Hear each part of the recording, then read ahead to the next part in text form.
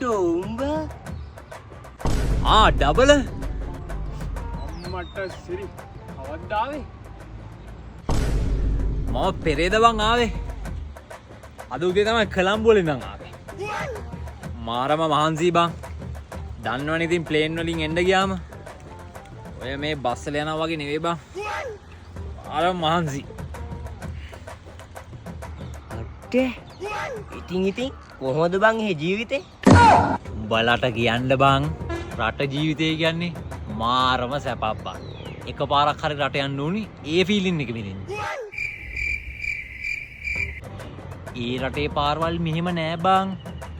තනි කර neat and clean මඩ බලක් හොයාගන්නවත් නෑ ඒ රටේ පාරවල් වල යනවා කියන්නේ හයිවේ එකේ යනවා වගේ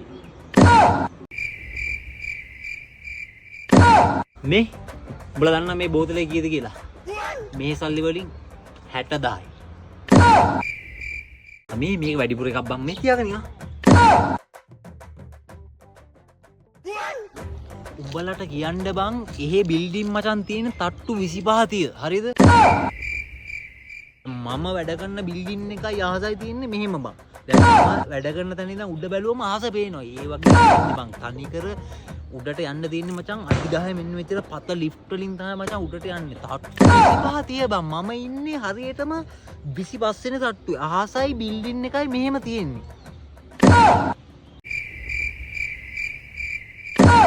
මේ උඹලා දන්නවද එහෙ බං මේ BMW Benz Audi ගණන් ගන්නවත් නෑ බං කාරකට බැස්සෝ කාර හැම තැනම BMW Prado Benz මේ උන් ඒව ලොකු කරගෙන හිටියට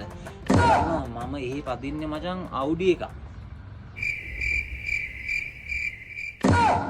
මේ මෙන්න මේල ෆොටෝ එක බලපන් මේ ඉන්නේ මචං BMW වල කම්පැනි අයිතිකාරයා මේ මං ඉන්නේ එහා පැත්තේ මේ හොඳට බලපන් හරිද මේ ඉන්නේ මචං එලෝන් මාස්ක් දන්නවද උඹලා දන්නවද මේ පාටි එක සෙට් නෙමෙයි මාත් එහා පැත්තේ බොනවා උත් එහා පැත්තේ බොනවා මේ බලපන් මේ පේනවා ඌ තමයි එලෝන් මාස්ක්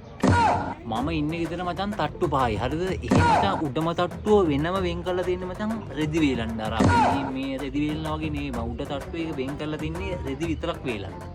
ඒ රටවල් වල මචං කෑම જાති ගොඩාක් තියෙනවා බං හරිද කණ්ඩ ගියාම මොනවා කණ්ඩද කියලා හිතා ගන්න බෑ හරිද අපි මේ කනවා වගේ නෙවෙයි බං ඒ රටවල් වල සුද්ධ කන්නේ මෙන්න මෙච්චර ඉතින් මචං අර පාන් කෑල් ටිකක් මෙහෙම ඇල පොඩි ගහ ගන්නවා මැදින් ඇල බටර් පොඩ්ඩක් දානවා බග් ගාලා ගිලිනවා